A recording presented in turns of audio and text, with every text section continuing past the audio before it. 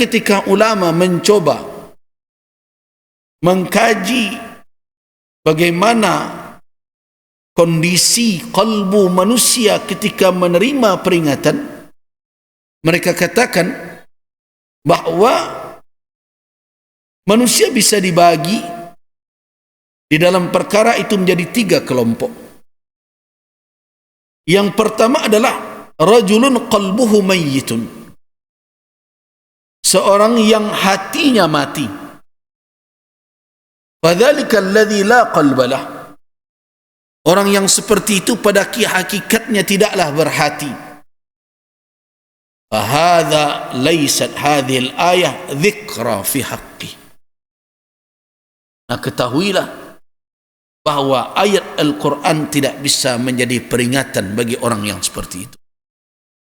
Kalau kalbu seseorang telah mati, betapapun dia diperingatkan, betapapun dia dibacakan kepadanya ayat-ayat Allah, tidak akan menjadi zikra.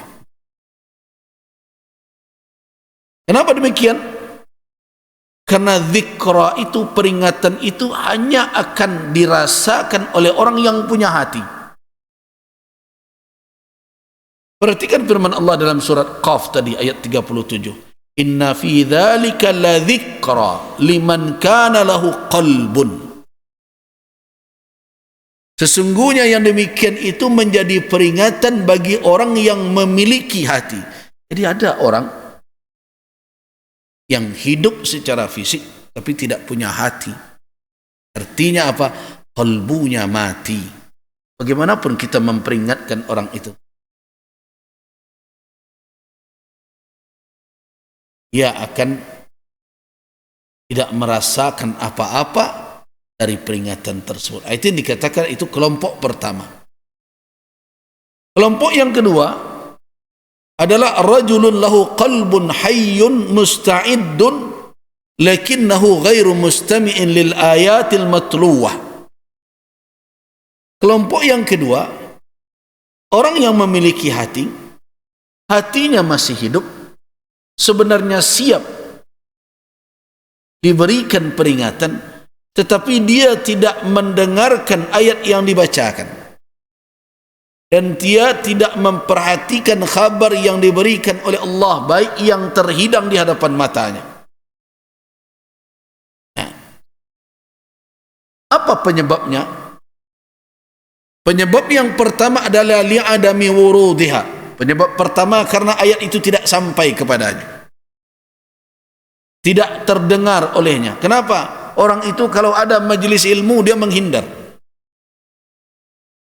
sehingga tidak terdengar, bahkan mendengar.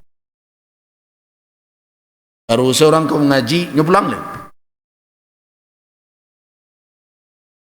Itu penyebab pertama, ada wurudiha, tidak sampai kepadanya ayat-ayat tersebut. Atau penyebab yang kedua, ayat tersebut sampai kepadanya, peringatan-peringatan itu tiba kepadanya, walakinna qalbahum masghulun anha bighairiha, akan tetapi hatinya sedang sibuk dengan yang lain, dengan berbagai persoalan yang membuat dia tidak perhatian kepada ayat yang dibaca. Diperhatikan, tidak sedikit orang yang hadir di majelis ilmu tapi pikirannya tidak ada dalam majelis itu. Tidak sedikit orang yang dibacakan ayat Al-Quran tapi pengananya melayang kemana-mana. Ini kelompok yang kedua. Kalau seandainya dia alqas sam'a, mau mendengarkan, mau menghadapkan kalbunya, la yatadzakkar, tentu dia akan terperingatkan. Kenapa? Karena dia masih memiliki kalbu yang hidup, hati yang masih hidup, dan sebenarnya bisa untuk merasakan nasihat tersebut. Tapi sayang, dia tidak mau menghadapkan hatinya. Nah, ini banyak faktor. Bisa jadi kesibukannya perkara dunia, tapi ada juga yang membuat hatinya berpaling itu karena dia terlalu menganggap bahwa apa yang disampaikan itu tidak bernilai. Karena ada orang setiap dia peringatan nyong galeh tahu-tahu saja. Orang kalau menjual tahu tu tak laku tahu jual kayaknya. Dia nak rancak magi tahu korang nak menjual tempe. Dia nak mencuba rasa baru sungai cek walau ciek sekaji lo. Itulah tahu ambut. Baru tak dengar ayat ekor. Itulah tu. Petang lah mau dengar tu. Padahal belum tentu ayat yang sama diulang-ulang. Peristiwa yang sama dari hadis Nabi diulang-ulang. Belum tentu penjelasannya. Kenapa? Karena ayat Al-Quranul Karim sebagaimana yang dikatakan oleh Rasulullah sallallahu alaihi wasallam dalam hadis yang diriwayatkan oleh Al-Imam At-Tirmidzi dari Ali bin Abi Talib, la yakhluqu min kathratir rad. Tidak akan lusuh karena dibolak-balik. Wa la yasma'u minhu ulama, dan tidak akan pernah kenyang ulama ketika mengkajinya. Pada hari ini kita membaca Alhamdulillahi Rabbil Alamin. Kalau dengan ilmu kita analisa, pada hari ini kita mendapatkan satu pelajaran, tetapi ketika kita ulang esok hari Alhamdulillahi Rabbil Alamin, bisa jadi mendapat pelajaran berikutnya. La yasma', tidak pernah kenyang. Setiap kita datang kepada Al-Quran, kemudian kita saup airnya yang jernih itu, kita akan melepaskan dahaga kita karenanya. Jadi jangan sekali-kali ketika kita mendapatkan nasihat, kita tempatkan diri kita di atas nasihat itu. Syarat dari nasihat itu bisa ditampung, ibarat kita sedang menampung cucuran air. Syaratnya kebawahan galih awak. Tapi kalau galih awak dia teh ba'ana orang kemencurahan, takkan pernah tertampung. Itulah salah satu yang menyebabkan banyak orang yang hadir terkadang seperti orang meminta apa? Seperti orang meminta kambing ke penggembala ternak, ke penggala kambing. Jadi pernah diingatkan oleh Nabi, hati-hati, ada orang yang datang mendengarkan nasihat seperti orang meminta kambing kepada penggembala. Pak, banyak kambing Pak mah. Iyo, agi yang bos siku lah, ambil lah dalam sebanyak tu, ambil salah siku, jujuk setelingonya. Tapi karena dia tidak mau bertanya, tidak memperhatikan, tidak asalai jujuk saja, pokok nama telingo iri. Rupa bukan telingo kambing, dan tak bawa telingo anjing pemelihara kambing tadi. Nah ini banyak yang seperti itu. Tidak sedikit orang yang hadir ke majlis ilmu hanya mencari kesalahan ustaznya, karena ustaznya kau tidak ketuju dek ustaz ini.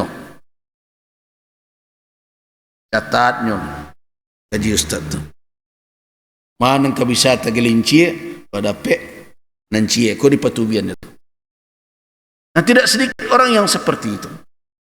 Jadi syarat seseorang bisa terperingatkan, dia harus merendahkan dirinya. Ibarat orang mencurahkan air, maka dia harus rendahkan gelasnya, baru dia bisa menampung. Nah karena itulah makanya syarat ilmu itu bisa diterima adalah tawadu'an. Tawadhu' amamal alim. Tawadhu'lah di hadapan orang yang akan mengajarkan ilmu kepadamu. Ingat, ilmu tidak akan mau turut dengan orang yang takabbar, yang sombong kepadanya. Dan ilmu kau namuh menurut sia saja nama diturutnya, tapi ada syarat. Syaratnya yang pertama merendahkan diri kepadanya, yang kedua apa? Yang tidak membagi perhatian dan kalbunya dengan yang lain. Makanya saya ingat guru saya kalau sudah bicara ini, guru saya dulu mengatakan, tahu tak ya waladi, wahai anakku, al-ilmu aghyar minal mar'ah. Hati-hati engkau duduk jambo, engkau ada dalam kelas kau, tetapi pikiran engkau kepada orang lain. Hati-hati, ilmu lebih pencemburu dari pedusi. Burung dulu. Nah, lebih pencemburu dari wanita. Kenapa?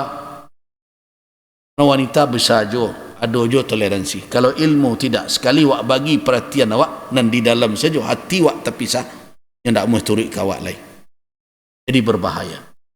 Nah karena itu, orang yang memiliki hati yang masih hidup, tetapi sudah berulang kali diperingatkan, tidak juga terperingatkan, apa faktornya, penyebabnya? Bisa jadi qalbuhu masghul, walakinna qalbahu masghulun anha bighairiha, karena hatinya tidak menghadap kepada nasihat tersebut, sibuk dengan perkara lain sehingga berpaling dari apa yang diperingatkan. Badannya jawab, nyomangguk jawab, jadi ustaz, jadi buya. Yang seperti ini rugi. Itu yang dikatakan orang tersebut ghaibul qalb, aibah hati tapi sedang indak di badan. Atau ni kecian orang sedang di mana pengana gini go. Itu tu yang dikatakan oleh ulama. Maka menasihatinya badan dan dia awak penganaan tak ke mana-mana. Yang seperti ini la yatadzakkar. Nah, jadi fahadha aidan la tahsulu lahu dzikra. Walaupun sebenarnya dia berpotensi kalau namulah mengadukkan perhatiannya, mengadukkan pendengarannya dengan hati lapang, nyorandahkan dirinya gak seketek, nyo terperingatkan orang itu. Sayang, itulah yang menghambat. Yang ketiga adalah rajulun hayyul qalb musta'id. Ini kelompok ketiga inilah yang bisa untuk diperingatkan. Jadi karena itu kalau kita hadir di majelis ilmu manapun, bukan di sini saja, dimanapun, apa yang harus disiapkan? Qalbu hayyun musta'iddun, hati yang hidup dan siap untuk menerima nasihat. Artinya seluruh apa yang ada pada kita menghadap kepada nasihat tersebut.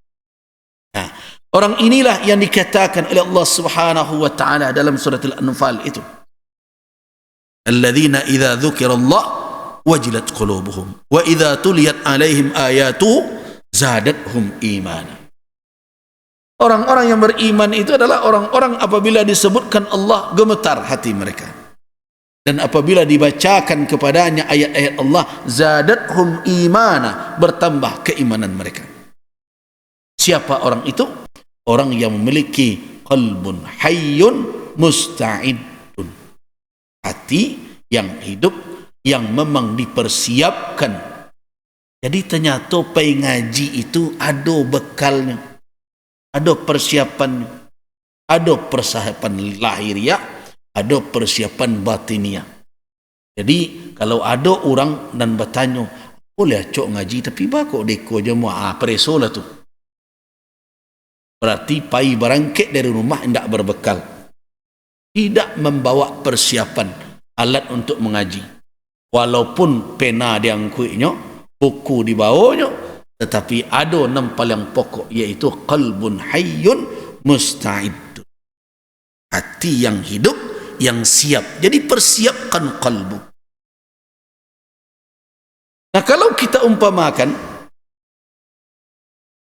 al-awwal bimanzilatil a'ma, di orang hatinya yang telah mati itu adalah seperti orang buta, alladzi la yubsir, tidak melihat. Wasani, sedangkan kelompok yang kedua, orang yang hatinya hidup tetapi tidak fokus, tidak menghadap kepada nasihat, itu seperti orang yang melihat tapi perhatiannya kemana-mana. Ada sebagian dia nasihatnya pikiran teka mama, perhatian. Sedangkan yang ketiga itulah al-basir, orang yang melihat, yang fokus memperhatikan apa yang hendak difahaminya. Itulah umpama dari 3 kelompok tersebut. Jamaah rahimakumullah. Kemudian kalau kita ingin bertadakkur, setelah disiapkan kalbu kita, saat kita datang atau mendengarkan bacaan Al-Quranul Karim, mendengarkan nasihat berbagai macam, atau memperhatikan ayat-ayat Allah Subhanahu wa taala. Dan banyak orang yang pai alasannya adalah pai wisata tu mubah, alasannya karena dapat kaji dari guru untuk memperhatikan ayat-ayat Allah. Tapi entah ayat mana tampak dia tak tahu ada tu. Tapi bahasa alasannya seperti itu.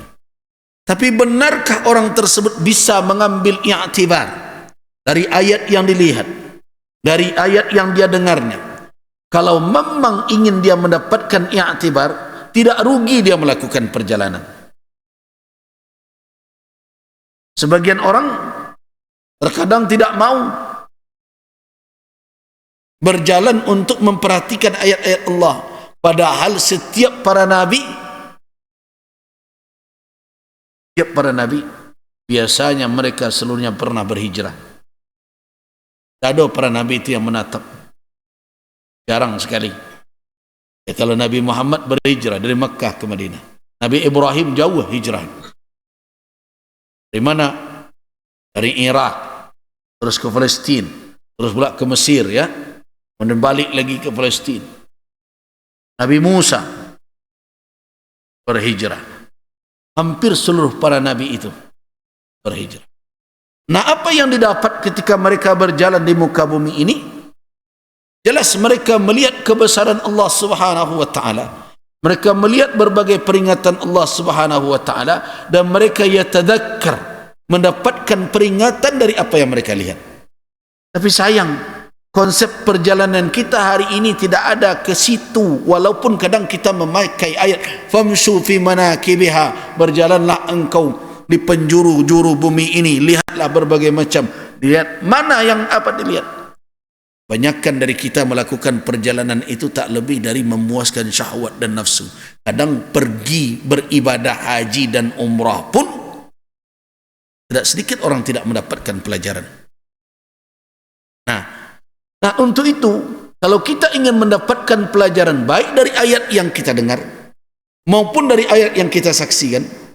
Kalau hari ini kan sebentar lagi jamaah haji mau berangkat ini ke Tanah Suci. Kalau mereka ingin sampai di situ mendapatkan pelajaran, ingat, Makkah itu adalah negeri yang banyak sekali ayat-ayat Allah di dalamnya. Perhatikan firman Allah Subhanahu wa taala bahwa di Makkah itu ada ayatun bayyinat. Fihi ayatun bayyinat.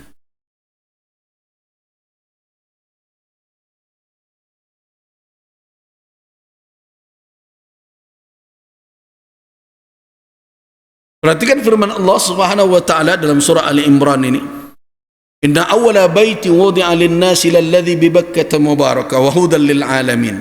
Fihi ayatun bayyinat. Maqamu Ibrahim. Di dalamnya itu ada ayat. Ayat yang bisa menjadi bukti, yang nyata terkait dengan kebesaran Allah, terkait dengan kebenaran nubuwah dan risalah, terkait dengan kebenaran syariat yang dibawa. Kira-kira siapa orang yang telah berulang kali datang ke sana bisa melihat ayat-ayat itu? Apa yang dapat mereka ambil dari peristiwa demi peristiwa yang mereka lalui? Nah, padahal di situ dikatakan fihi ayatun bayyinat. Nah, kenapa tidak didapat?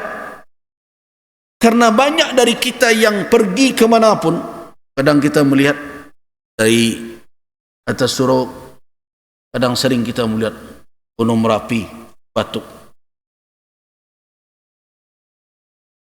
Kira-kira apa yang bisa kita ambil dari itu? Nah, mengapa kita tidak bisa mengambil i'tibar dari ayat-ayat Allah, baik yang masmu'ah yang kita dengar maupun yang masyhudah yang kita lihat?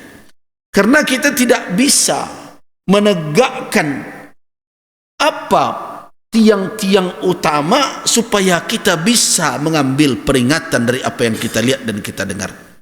Perhatikan apa kata pengarang Manazilus Sairin Al-Imam Al-Akhawi. Abniyatut tadhakkuri salasatun.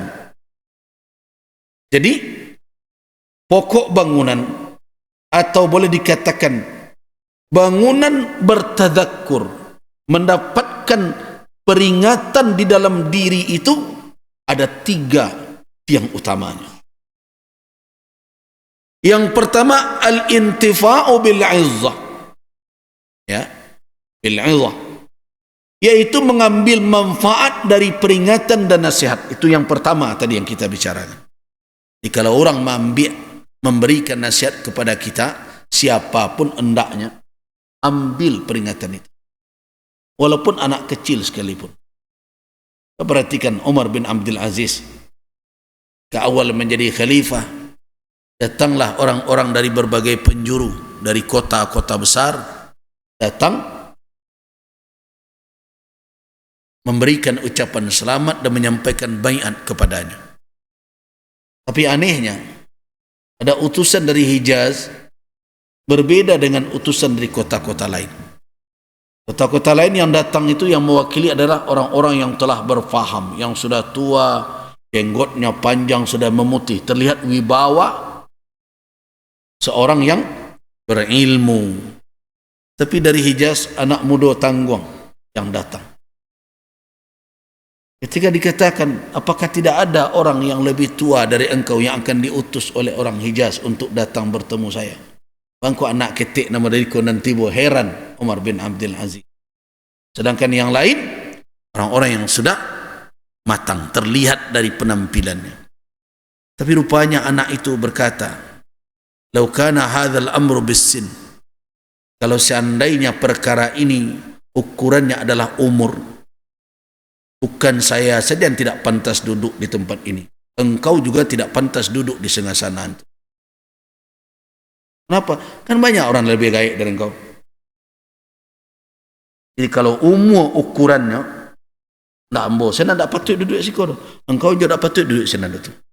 Kenapa? Carilah banyak orang lebih tua dari engkau, bagus engkau duduk. Mendengarkan itu, apa kata Umar bin Abdul Aziz? Innaka dhu ilmin fatakallam. Tampaknya engkau adalah orang yang berilmu, berbicaralah engkau. Ini tidak terjadi pada Umar bin Abdul Aziz saja. Pada suatu kali, Umar bin Al-Khattab menghimpun para ulama sahabat, as-sabiqun al-awwalun, orang-orang yang awal masuk Islam, Ahlul Badar, berhimpun, diminta oleh Umar pandangan mereka, dan Umar mengajak mereka bermusyawarah dan mengkaji. Ketika itu Umar memasukkan Abdullah bin Abbas, dan kita tahu Abdullah bin Abbas masih sangat remaja, duduk bersama dengan suyuh, dengan para suyuh, syekh, orang-orang tua dari kalangan kaum muslimin yang awal masuk Islam, yang telah berpengalaman bersama Rasul sekian lama, dan bahkan mereka adalah Ahlul Badar. Kata sebagian yang lain, "Ya Umar, kenapa engkau masukkan anak muda ke tengah-tengah orang-orang tua, Ahlul Badar, as-sabiqun al-awwalun dari kalangan muhajirin dan ansar?" Umar bin Al-Khattab tidak mau membantah dengan menjamin, tetapi ingin membuktikan. Baik, saya ingin tanya kepada kita semua, apa maksud dari firman Allah Subhanahu wa ta'ala, "Idza jaa nasrullahi wal fath wa ra'aitan nasa yadkhuluna fi dinillahi afwaja." Para masyayikh, para orang-orang tua tadi, tokoh-tokoh tadi berbicara, menjelaskan ini kemenangan besar, ini kejayaan Islam, ini adalah suatu perjuangan yang berujung dengan pertolongan dari Allah Subhanahu wa ta'ala, sehingga menjadi daya tarik bagi orang manusia, mereka masuk ke dalam Islam berbondong-bondong. Hampir begitu semua penjelasan dengan berbagai redaksi yang sampai. Tapi ketika ditanyakan, Ibnu Abbas takallam, Ibnu Abbas bicara, engkau apa makna dari surat ini, ayat ini? Ibnu Abbas mengatakan, la ara, saya tidak melihat ayat itu melainkan apa? Ayat itu menunjukkan qurba ajali Rasulullah sallallahu alaihi wasallam. Ayat itu menunjukkan telah dekatnya ajal Rasul sallallahu alaihi wasallam. Ini tidak tersebut oleh para tokoh tadi. Ibnu Abbas mengatakan ayat itu tidak itu saja maknanya. Ayat itu menunjukkan bahwa Nabi sudah hampir selesai menjalankan tugasnya, sudah tiba saat yang dijanjikan beliau akan berpisah dengan kita kaum muslimin. Renung-renung, apa hubungannya kematian Rasul dengan ayat ini? Tapi bagi Ibnu Abbas jelas, ketika Islam telah berjaya di Makkah, orang telah memeluk Islam, kembali tauhid ditegakkan. Itu pertanda apa? Tugas Rasulullah sallallahu alaihi wasallam telah tuntas. Agama telah sempurna. Apalagi setelah tugas Rasulullah sallallahu alaihi wasallam selesai, apa yang akan terjadi? Beliau akan kembali kepada Allah Subhanahu wa taala. Nah, begitu tajamnya analisa Ibnu Abbas ketika Ibnu Abbas berkata demikian. Apa kata Umar? Wala ara illa dzalik. Saya tidak melihat melainkan itu pula apa yang engkau katakan tadi, wahai Ibnu Abbas. Ketika para suyukh tokoh yang lain melihat anak ini punya ilmu, punya wawasan, nah mereka kalau mereka itu yo patutnya duduk je kami. Nah, hari ini sulit mencari orang. Anak ketek baru mengecek tantu ladang. Nah, dan itu bukan perangai sekarang aja. Saya betul ingat saya wajah orang-orang ketika saya diamanahkan ketika menjadi ketua MUI. Mengko orang Minang lah kacau. Aja matah tanggung dia jabatan ketua umum MUI. Nah, itulah cara kita memandang sesuatu. Kita tidak mau merendahkan diri kita di hadapan ilmu, dan kita tidak mengambil peringatan dari nasihat. Kenapa? Karena nasihat kita ukur bukan dengan kadar yang ada di dalam nasihat, tetapi kita ukur dengan ukuran-ukuran lain. Umurlah, kedudukanlah, orang malah, dan berbagai macam. Benar apa yang dikatakan orang dari Ali bin Abi Thalib, unzur maqal wala tanzur man qal. Lihat esensi dari pembicaraan, lihat inti dari nasihat. Jangan diukur nasihat itu dengan apa? Orang. Ukurannya hanya orang saja, walaupun tentu tidak bisa diabaikan. Kenapa? Karena nasihat yang sadik, nasihat yang benar mesti keluar dari orang yang benar pula. Itu hakikatnya. Tetapi bukan berarti kita tidak bisa mengambil manfaat dari siapapun, bahkan dari lebah pun, dari hewan pun kita bisa mengambil pelajaran intifa dengan nasihat yang kita lihat itu.